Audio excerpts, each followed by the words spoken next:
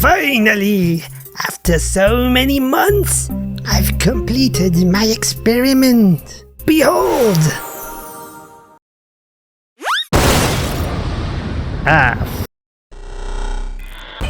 Let's get geared up. As an alchemist, you are an ingenious crafter, able to create all sorts of brews and tools to assist your allies in your adventures, or to dispose of any that oppose you.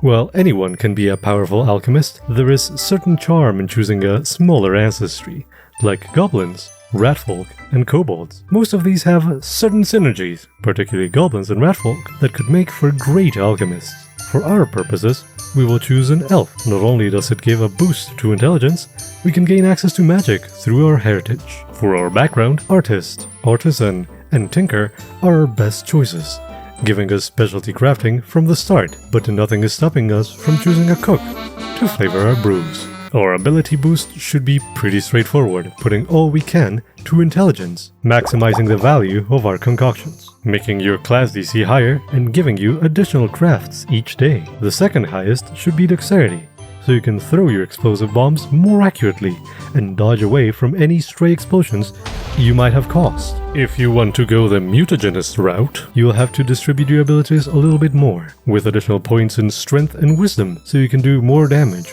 with your melee strikes. For most classes, crafting is a complex process that can take many days and resources, but for you, it's a matter of seconds.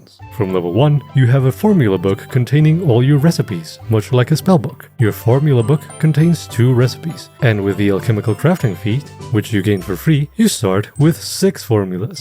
Instead of using the normal crafting rules, you have developed a more efficient method of crafting. Advanced alchemy allows you to create items completely for free at the very start of the day. You can create 4 items plus more for your intelligence. Of course, you must know the recipe to create them, and they only remain potent for 24 hours. But if you are in need of a specific item in a pinch, you can use versatile vials to craft something on the fly. You have a maximum of 2, plus your intelligence, versatile vials per day, and you passively make more every 10 minutes if you need them, but never more than your maximum.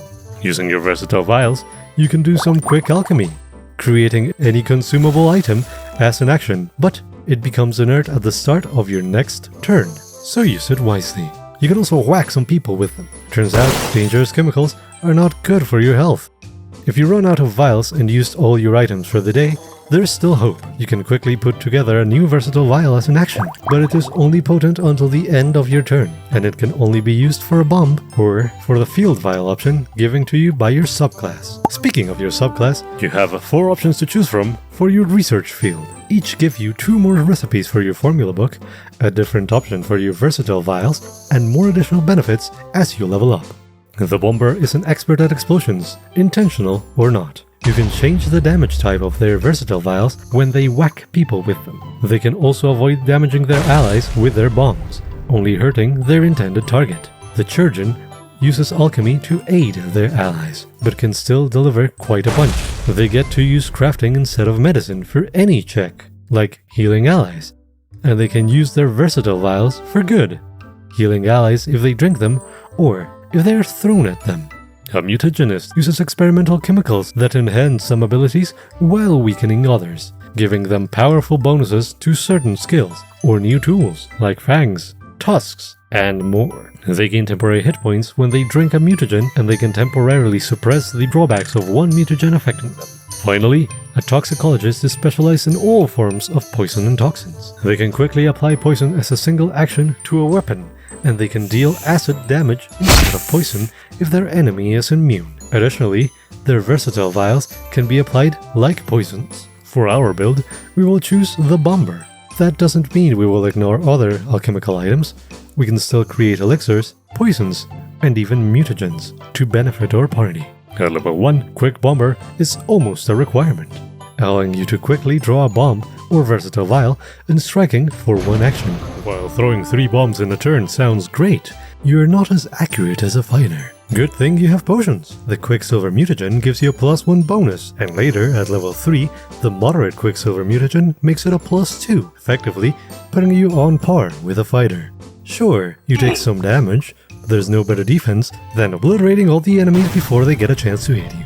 Alchemical Familiar is also a great option, but if you don't want to let Quick Bomber go, you can take this one later. At second level, we have a few more options. Improvise Admixture allows you to make up to 3 versatile vials for 1 action if you succeed a crafting check. And if you fail, you still make 1, so with Assurance, you should be able to consistently make at least 2. Reviving Mutagen allows you to end the effects of a mutagen to heal yourself. If things aren't going well for the team, this is a good way to stay in the fight and giving you a chance to escape. Clotting Elixirs allows you to create special elixirs that have a chance of removing persistent bleeding damage from you or an ally. This can easily save an ally from the brink of death, especially at higher levels when bleed damage becomes increasingly more dangerous. At level 4, if you're going for the most damage possible, Calculated Splash will add your intelligence to the splash damage of your explosion. At first glance, you might think this only gives you a small boost to your damage, but remember that when you miss with a bomb, you still deal your splash damage to all targets in the area. So even if you miss all 3 bombs, because of course you have Quick Bomber, you will deal, at the very minimum, 15 damage every turn, and this only increases as your bombs get better. Efficient Alchemy allows you to create more items with Advanced Alchemy, up to 6 plus your intelligence. Additionally, each batch of items yields 2 instead of 1. Alternatively, Enduring Alchemy allows your brews made with Quick Alchemy to last a little longer, until the end of your next turn instead of the start. Also at level 4, you add a little spice to your healing elixirs, making them a little explosive. You can throw an elixir, allowing an ally to benefit from it quickly, healing them as if they had drank the elixir, if your aim is good enough. Also at level 4, you can create a brew so spicy you literally breathe fire. Numbing Spice Exhalation grants you a once per day breath weapon, dealing damage based on your level. Or you can also brew some booze, healing your allies and giving them some confidence too. We're only at level 4 and we already have so many cool options. And you have many more with all the tools and items at your disposal. Just remember to upgrade your items from lesser to moderate as they become available. If you find yourself in melee often, at level 5, Torch Goblin allows you to put yourself on fire, making your attacks deal additional fire damage. It should also give you a bonus for intimidation, because what the f. But if you're following along at home and you chose an elf, you can get some additional spells with Wildborn Adept. At level 6, Combined Elixir allows you to mix 2 elixirs, either doubling the effects of all the elixirs, or gaining 2 effects at once.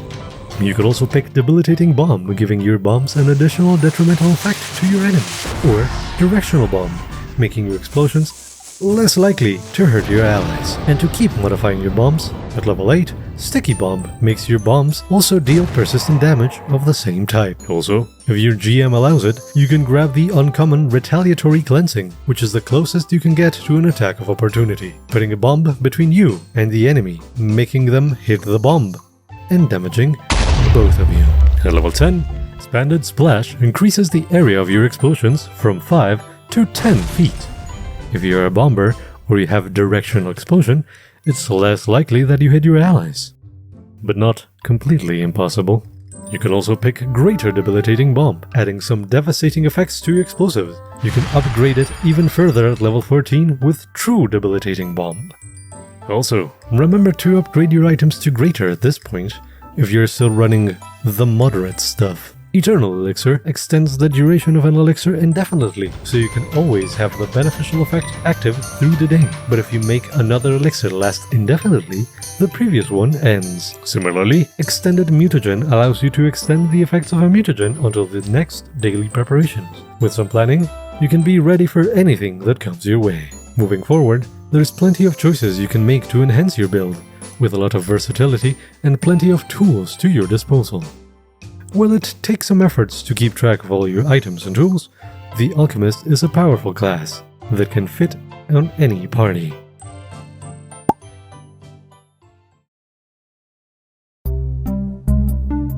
Behold, the pinnacle of alchemical mastery, a concoction the likes of which the world has never seen. This potion will change lives. It will alter the course of history. The ultimate. Lemon-infused sparkling water, crisp, refreshing, with just the right amount of fizz. So we spent months on fancy soda. Not just soda, legendary soda.